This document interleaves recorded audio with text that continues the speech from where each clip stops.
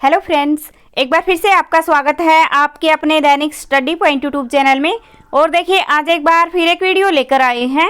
और इस वीडियो में ना देखिए मॉर्निंग की शिफ्ट में ना आज ही के दिन वेल्डर वालों का पेपर हुआ है, तो वह पेपर रहेगा। तो देखिए फ्रेंड्स, अगर आप किसी भी एग्जाम की तैयारी करते हैं तो आप इन पेपर वाली वीडियो को अवश्य देखना, क्योंकि काफ़ी सारे क्वेश्चन ऐसे हैं जो कि त्यों रिपीट होते हैं। तो चलिए देखते हैं आज का पेपर कैसा आया था। तो देखिए ये रहा पेपर जो कि वेल्डर वालों का है। तो इसमें पहला क्वेश्चन है, हिंद स्वराज नामक पुस्तक किसके द्वारा रचित किया गया है। तो देखिए हिंद स्वराज नामक जो पुस्तक है ये रचित है महात्मा गांधी के द्वारा। इसमें ऑप्शन बी सही है। और देखिए इन्होंने इसकी रचना की 1909 में, तो ये भी आपको ध्यान रखना है। अगला क्वेश्चन है, 1805 में ब्रिटिश काल में हरियाणा को दो भागों में विभाजित किया गया, छोटा और बड़ा। छोटे भाग को क्या कहते हैं। तो देखिए जो छोटा भाग है उस भाग को बोलते हैं निर्दिष्ट क्षेत्र। इसमें ऑप्शन सी सही है।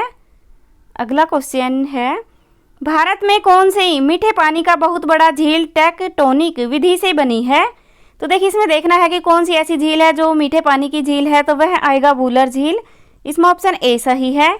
और देखिए ये है कहाँ पर, तो ये है जम्मू कश्मीर में, तो ये भी आपको ध्यान रखना है। जम्मू कश्मीर में ये झील है। और देखिए ये कौन सी नदी पर है, तो ये झेलम नदी पर है, तो ये भी आपको ध्यान रखना है।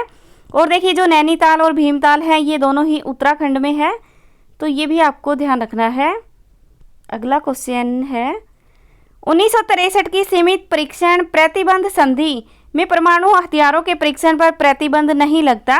तो देखिए कौन सा ऐसा है जिस पर प्रतिबंध नहीं लगाया गया, तो वह आएगा भूमिगत। इसमें ऑप्शन बी सही है। अगला क्वेश्चन है, तो देखिए इसमें ना हम हरियाणा जी के और सिर्फ जीएस के क्वेश्चन ही करेंगे। तो राष्ट्रीय डेयरी अनुसंधान संस्थान 1923 में हरियाणा के करनाल जिले में ले जाए जाने से पहले स्थापित किया गया था। तो देखिए ये जो डेयरी अनुसंधान संस्थान है ये अब करनाल में है, जो कि इससे पहले कहाँ पर था ये पूछा गया है। तो इससे पहले वह था बेंगलोर में। इसमें ऑप्शन डी सही है। अगला क्वेश्चन है, निम्नलिखित में से किस केंद्र शासित प्रदेश में समुद्री जल मगरमच्छ का अभ्यारण्य स्थित है। तो देखिए कौन सा ऐसा केंद्र शासित प्रदेश है जहां पर समुद्री जल मगरमच्छों का अभ्यारण्य स्थित है, तो वह है अंडमान निकोबार द्वीप में। इसमें ऑप्शन ए सही है। और देखिए यहाँ पर ना सबसे अधिक अभ्यारण्य भी हैं, तो ये भी आपको ध्यान रखना है। अगला क्वेश्चन है, बड़खल झील हरियाणा के डैश जिले में स्थित है। तो देखिए बड़खल झील है ये है फरीदाबाद में। इसमें ऑप्शन ए सही है। अगला क्वेश्चन है, हरियाणा का रेवाड़ी रेलवे हेरिटेज म्यूजियम में विश्व की सबसे पुरानी परंतु कार्यरत भाप की इंजन है, उसे क्या कहते हैं। तो देखिए हरियाणा में है जो कि सबसे पुराना, विश्व की सबसे पुरानी है परंतु कार्यरत है, तो वह भाप का इंजन है फेरी क्वीन। इसमें ऑप्शन डी सही है। और देखिए ये ना अभी भी चलती है और ये कार्यरत है। और ये रेवाड़ी में जो रेलवे स्टेशन है उस पर है। तो और ये देखिए इसको ना गिनीज बुक में भी इसका नाम दिया गया है, जो कि कब दिया गया, तो देखिए ये दिया गया है 1998 में, तो ये भी आपको ध्यान रखना है। अगला क्वेश्चन है, डैश को भिवानी से निकाला गया और हरियाणा के एक नया जिला बनाया गया। तो देखिए कौन सा ऐसा जिला है जिसको भिवानी से निकाल कर एक नया जिला बना दिया गया, तो वह आएगा चरखी दादरी। इसमें ऑप्शन सी सही है। और देखिए ये कब बना, तो ये बना है 1 दिसंबर 2016 को बना है, तो ये भी आपको ध्यान रखना है। अगला क्वेश्चन है,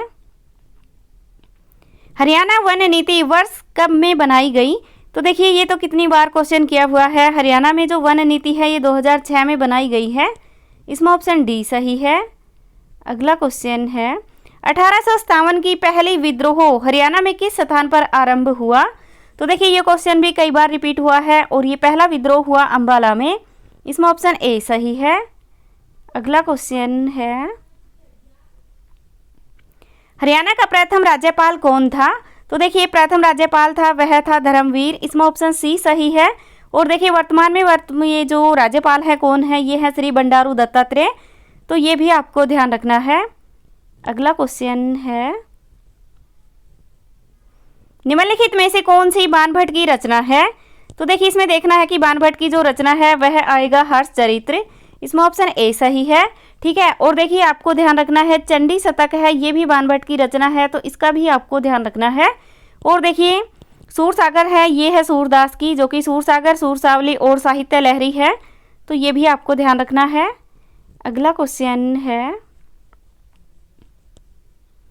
जवाहरलाल नेहरू पोर्ट स्थित है। तो देखिए जो जवाहरलाल नेहरू पोर्ट है ये कहाँ पर स्थित है, तो इस क्वेश्चन का आप कमेंट बॉक्स में कमेंट करके आंसर बता सकते हैं।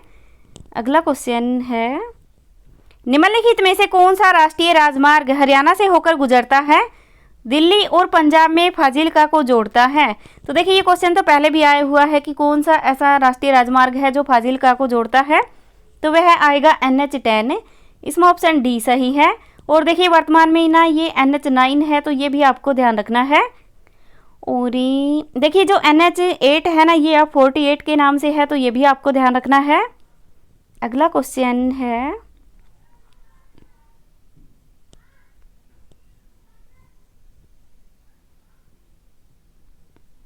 भारत के राष्ट्रपति राज्यसभा के लिए कितने सदस्यों को नामित कर सकते हैं।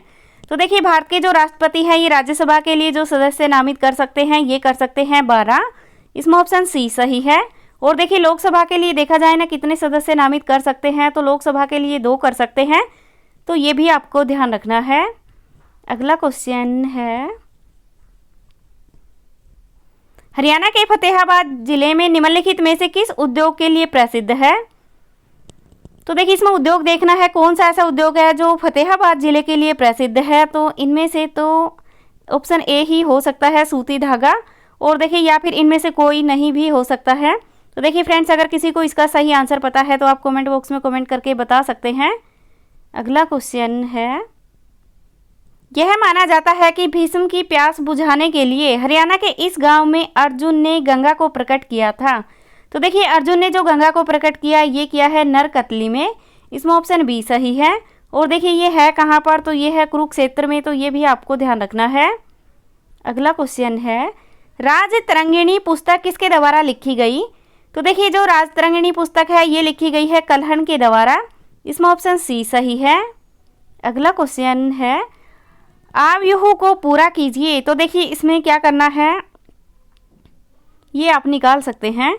अगला क्वेश्चन है, हरियाणा में इंदौरी नदी का उद्गम डैश के निकट है। तो देखिए जो इंदौरी नदी है इसका उद्गम होता है मेवात की पहाड़ियों से। इसमें ऑप्शन बी सही है। और देखिए इंदौरी ना ये साहिबी की सहायक नदी है, तो ये भी आपको ध्यान रखना है। और अगर ये पूछ लिया जाए ना कि कौन से गांव से इसका उद्गम होता है, तो देखिए मेवात में ना इंदौर गांव है, वहीं से इसका उद्गम होता है, तो ये भी आपको ध्यान रखना है। अगला क्वेश्चन है, पानीपत का प्रथम युद्ध किस वर्ष हुआ। तो देखिए पानीपत का युद्ध ये तो हर क्वेश्चन में आता है। तो पहला युद्ध हुआ 1526 में, दूसरा होता है 56 में और तीसरा होता है 1761 में, तो ये आपको ध्यान रखना है। अगला क्वेश्चन है, वर्ष 2015 में बैडमिंटन में विश्व में पहला स्थान प्राप्त करने वाले भारत के हरियाणा में जन्मे पहले खिलाड़ी का नाम बताइए। तो देखिए पहला जो खिलाड़ी है वह आएगा साइना नेहवाल। इसमें ऑप्शन सी सही है। और देखिए इसका संबंध कहाँ से है, तो ये है हिसार से, तो ये भी आपको ध्यान रखना है। अगला क्वेश्चन है, किस अनुच्छेद के तहत सर्वोच्च न्यायालय को उसके द्वारा सुनाई गई किसी भी निर्णय या दिए गए आदेश की समीक्षा करने का अधिकार होगा। तो देखिए ये होगा 137 में। इसमें ऑप्शन बी सही है। अगला क्वेश्चन है, भारत में हर वर्ष किस तारीख को राष्ट्रीय मतदाता दिवस मनाया जाता है। तो देखिए दिवस वाले क्वेश्चन भी ना हर बार पेपर में आ रहे हैं एक ना एक क्वेश्चन। तो देखिए जो दिवस वाले क्वेश्चन है ये भी आपको ध्यान से देखने हैं। तो देखिए जो राष्ट्रीय मतदाता दिवस है ना ये मनाया जाता है 25 जनवरी को। इसमें ऑप्शन बी सही है। और ये देखिए ये कब से मनाया जाता है, तो ये 2011 से मनाया जाने लगा है, तो ये भी आपको ध्यान रखना है। और देखिए सबसे पहले जो मतदाता दिवस है इसकी स्थापना की जाती है ये 25/1/1950 से की जाती है, तो ये भी आपको ध्यान रखना है। अगला क्वेश्चन है,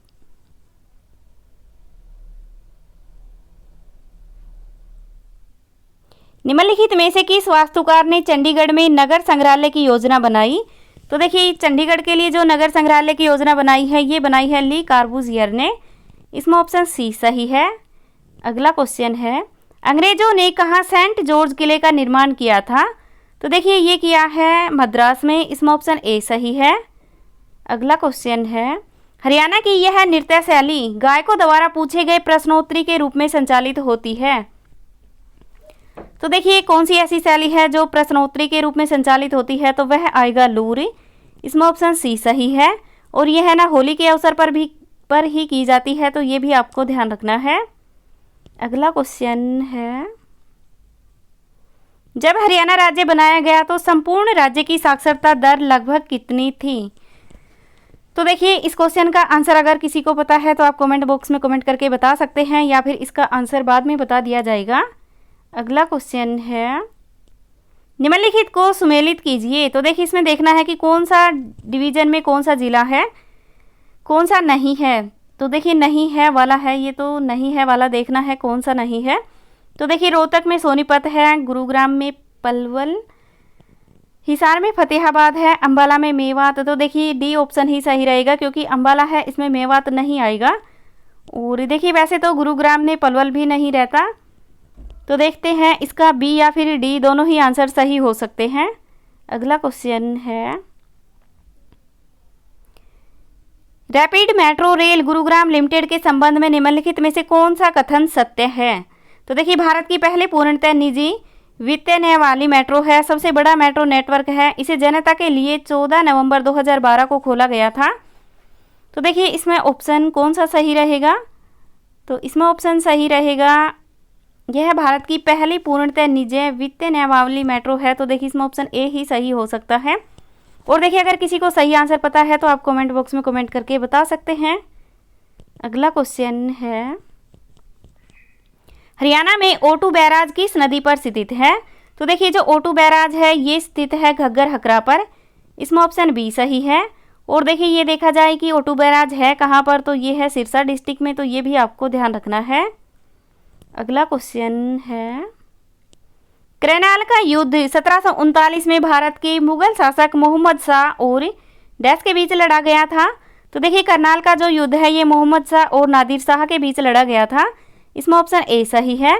और इसी टाइम ना ये कोहिनूर हीरा और इसको लेकर चला गया था, और देखिए जो मयूर सिंहासन था ना उसको भी ले गया था, तो ये भी आपको ध्यान रखना है। अगला क्वेश्चन है, हरियाणा में HPPC का अर्थ क्या है? तो देखिए HPPC है, इसका जो अर्थ होता है वह होता है हरियाणा पावर परचेज सेंटर, इसमें ऑप्शन ए सही है। अगला क्वेश्चन है, आंखों का तारा मुहावरे का अर्थ क्या है?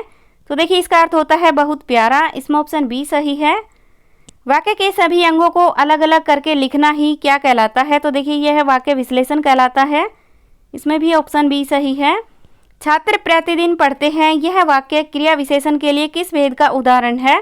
तो देखिए छात्र प्रतिदिन पढ़ते हैं, तो इसमें प्रतिदिन आया हुआ है, तो यह है कालवाचक का, इसमें भी ऑप्शन ए सही है।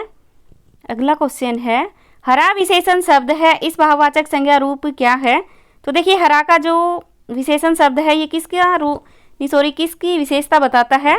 तो देखिए यह हरियाली के लिए है, इसमें ऑप्शन सी सही है। तो देखिए फ्रेंड्स ये थी आज की हमारी वीडियो। इस वीडियो में ना हमने जो आज मॉर्निंग की शिफ्ट में वेल्डर वालों का पेपर हुआ है उस पेपर को करवाया है। तो देखिए इस वीडियो में यदि कोई क्वेश्चन गलत हो गए हैं तो आप उनके सही आंसर कमेंट बॉक्स में कमेंट करके बता सकते हैं। तो देखिए ये वीडियो आपको अच्छी लगी हो तो इसे लाइक करना, शेयर करना, और अगर आप पहली बार हमारे चैनल पर आए हैं तो चैनल को सब्सक्राइब कर लेना और बेल आइकन के बटन को दबा लेना, ताकि हम कोई भी वीडियो डालें तो उसका नोटिफिकेशन आप तक आता रहे। Thank you.